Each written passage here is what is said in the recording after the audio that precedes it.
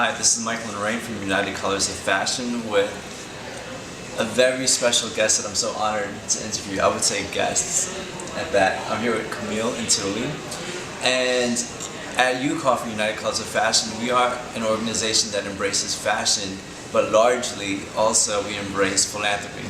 And the story you're about to hear is one that really captures my heart, and I feel the spirit of what we're about. How United Colors of Fashion gives aid to those living with HIV and AIDS in Soweto, South Africa. And we have someone who, I just heard her story and I'm really moved to actually share it with you.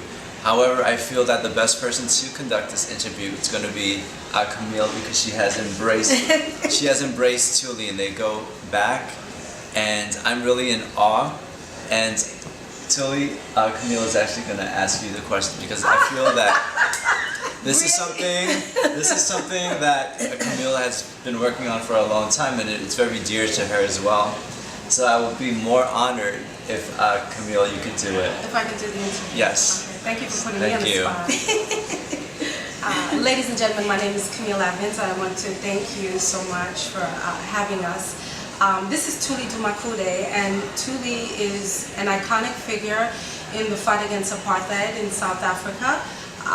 She's a native South African from Durban, South Africa, and Thuli was the original Rafiki in The Lion King, and in addition to that, there's so much more from her. She has traveled the world and sang with Miriam Makeba and a host of other iconic legends.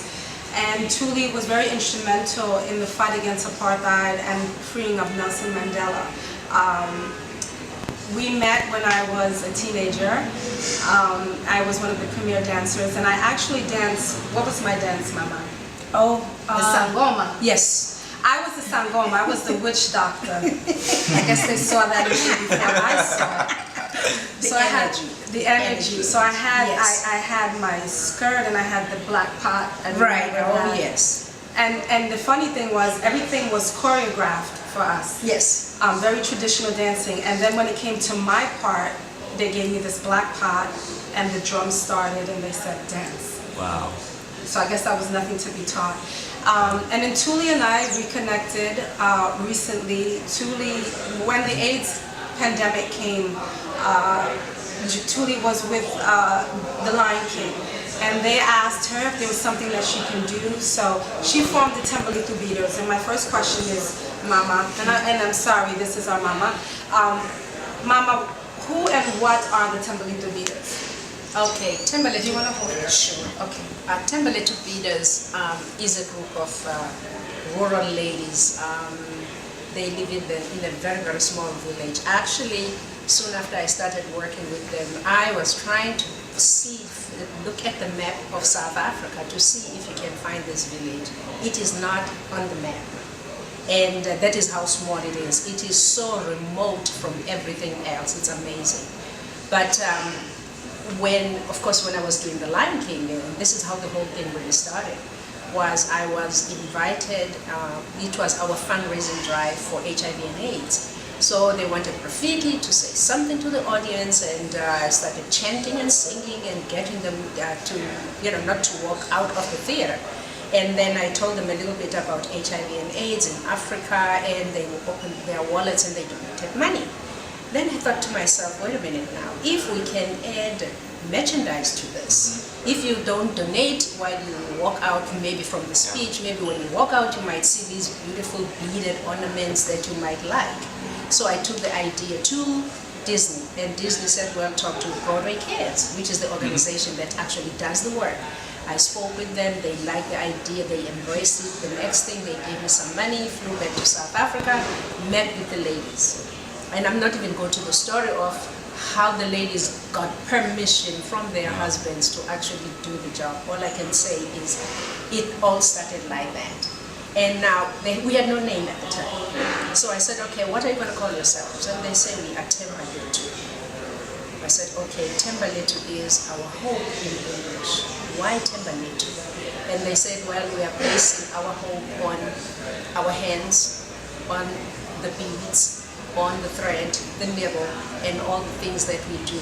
And we are hoping that when people see what we do, they will support us one way or the other, and that is where we're basing our hope. I said, okay, so we have a name, and of course, now I'm going to register the name and all that stuff so that everything is legal. And that is how it actually started. So what is the mission for Tembeletu? Right from the beginning, even though at the time, and this is 1998, I was not really too much into HIV and AIDS. I just did not know, I didn't want to know anything about it. I did not want to be associated with it. But it really took that speech I made for the first time when I was on stage to say, I need to research and find out what is going on. And these ladies knew about it back then, but we were all in denial. We all didn't want to talk about it, we just did not want to deal with it. But Tembeletu and the work that they do, because when you do big work, you keep quiet because you're creating patterns. You cannot do that while you're talking. And I said to them, while you do that, I just want you to draw in your family to what you're doing, draw in your child, your husband, anybody in your family, particularly someone who's not feeling well. If it's yourself, then put yourself in the work that you're doing. And as they were doing, some really, I could see they were depressed, they were concerned, and some were crying, and I used that as our way of communicating because I could tell that they just did not want to talk about it. And then from then on, we started to open up about the abuse. We started to open up about the neglect, open up about maybe the possibility of HIV/AIDS because the clinics are so far, they don't even know, they cannot get a chance to go and test. Nobody comes to that village. I told you it is not in the map. So, and it was all those challenges that got me. I said, oh, what am I put myself into? Can I handle this? And it really got to a point when I lost the first woman, when she passed away. I said, I cannot deal with this. Maybe I just need to give them the beads, get away from it. I don't want to know anything, collect the stuff, and come back to New York. But the more, I don't know, it was like attraction to each other. We just could not separate ourselves from each other. And so we started to build the center because the kids needed to be in a safe place while the mothers are working. I mean, just one thing led to the next. And today when we look at each other, we're all aging together at the same time. But we love it. We love it. Yeah. Wow. So I'm really happy because when Thuli came to me, and I think we started a few months before this summer in July, and she came to me and she said, Camille, I'd like to know if there's any way that you can help me with the beaters. And I had no plan, but I always say God sees when it's the right moment. So as we were eating and laughing and talking and reminiscing about our days when I used to dance, I said, you know what, I have this really great meeting tomorrow with some legendary models. Sandy Bass, who's also the casting director for UCOF, and for people that don't know, Sandy is the first African-American muse for Givenchy and Valentino. So I said, Sandy, I have a 2 o'clock. And I said, Thuli, I have a 2 o'clock, why don't you come at 2:30? No plan. And I just introduced her, and as I introduced her in this meeting, it's just everything just went into place, and everybody was just like, yes, yes, yes. So what we put together was a campaign called the Tembeletu Campaign in collaboration with Miss Dionne Warwick and Sandy Bass. And then the legendary Mike Ruiz came in. I had honored him for an event that I do Inspired in New York. And I hit him and a Nigel Barker, and I said, listen, we're doing this. It's a women's advocacy campaign, fighting for, health education, health awareness, promotion, HIV and AIDS, and the economic independence of women. Because what Tembeletu is doing, it's empowering women so that Africa is not seen as a continent that is just with their hand out. This is women that want to fight for their rights, fight for their children, fight for generations, fight for people who are dying.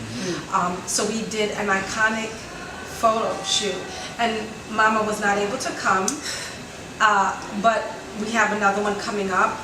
We'll do another one with Nigel and another iconic photographer. So we did this shoot with Cecily Lopez and the legendary Pat Cleveland, because in my mind we needed a photo. So we have all these women draped with the beautiful artisanal photos. So my next question is, tell us about why we're fighting now, what happened to the community center, and the funds that we need. What do we need? What do we need? Oh my gosh, yeah, we definitely need to rebuild the center, because it was a year and a half ago I got a call at about midnight, and they said it is just pouring. It's the thunder, it's the wind, it's almost like a hurricane. And when they got up in the morning, the roof had been ripped off, the walls were cracked. I mean, not just the center and some houses in the neighborhood. So I took the trip the next day to just have a look. I did not think that it took the entire center, you know, from the little daycare for the children to where the ladies work. We had a little room where we would keep the kids when we were not feeling well, and maybe invite the nurse to come and have a look and things like that. So there was absolutely nothing left. I think I've cried so many times because of so many different reasons, from losing some of my ladies to AIDS, that I just walked in and I said, okay, God, I know you have a plan. I cannot answer this. All I can do is to continue to do what I'm doing, and at some point when I have the energy to rebuild, I will. And at the time, you were not in my vocabulary at the time. So I'm like, what do I do? Where do I start? You know, and the little money that we make really goes towards making sure that the women are paid and paid well, because I did not want the women to just keep laboring like, you know, slaves and working for nothing. Africa as a continent has a lot of talent. It's really just a question of unraveling, digging it up, and making it accessible all over the world. And with the beads, you know, when I talk to my ladies, they always say, do you think they really like what we are doing? And I said, have you ever seen anything returned? Like there's a box of stuff that they said we don't like. I said, you have no idea. I mean, when people touch it, and you know, the interesting thing is that they never went to school, so they can neither read or write. Wow. So when I was spelling UCOF, I said, okay, I know you just look at the writing. Because if I say you, they have no clue what I'm talking about. And they don't know which letter follows. Some had the UOCF when I went to collect, because they do samples, and then I look and I said, okay, number 1 can continue, number 2 you need to do a little bit more. So I'm going to number 3 and I said, okay, the C is this side, the O is that side, so you need to undo the whole thing and start all over again. And now I'm calling it CAU, whatever, and they're like, what she's talking. I said, okay, go to number 1 and see how she did it, and sit right next to her, so that when she does her you do what she's doing. Yeah. Now, it's all those complex situations, and you do it, you don't want to really aggravate them, because they're so good at what they do. It's like when you bring something new, it's like, oh, the challenge, what are we going to do about this? I don't really want to do it, but I need the money, you know. And sometimes I do push that. Yeah. If you don't make it, you know, kids are going to starve. So it is all those things. There is so much beauty, and I've come to actually appreciate it even more now in the beadwork that the ladies do. And just for me to, I always try to understand, how can you create a pattern that needs counting when you cannot count? Yeah. You know, I haven't come up with the answer for that one, but it's just what that is. Wow. So we are really happy because we have formed alliances with a lot of great people, and Universal Colors of Fashion are one. And we are happy that with the support of Ciano and Veronica, we will be having an exhibit. I am the director of production for the show, so that's really great too. So we've formed such a family, such great friends, and like I said, we will have a exhibition downstairs on mannequins, standing mannequins. Yes. With a lot of the beadwork, and we're also going to have a piece that will be included in the silent auction. Like I said, our goals, our first immediate goals, are to rebuild a community center, and we're looking at $65,000 US, which is nothing. So if someone's out there, we really, it's septemberly through beaders.org. and we will have it on the UCOF site. The women are creating a beautiful bracelet that has UCOF, the initial UCOF, that we will be selling at the event as well, and we'll be splitting the proceeds of that to help support both organizations. And we're just so excited to be here. Thank you for the support. And I'd like Mama to put Mama on the spot. One thing I'd like her, and again, this is Thuli Dumakude, and I would like Ms. Dumakude to just tell the audience what you would like of them, and if you can just sing something for half a second. I knew that was coming. It is coming. And if you can just sing a little line so that they can see the artistry of what this is that we're building, because it's not a charity, it's a movement, and we're changing the world. The second tier of this beater campaign, the first tier was with Dionne Warwick and the Legendary Models. The second tier for 2013, right? Right? Are the First Ladies of Africa coming to support the beaters? Oh, let me sing. Donile, Donile, Donile,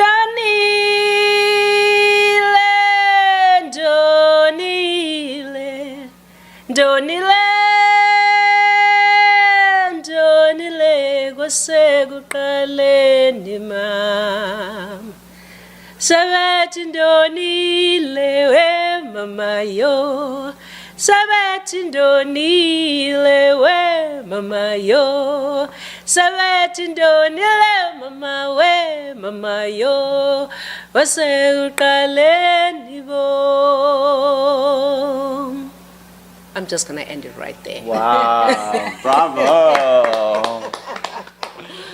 Oh, thank you. That was beautiful.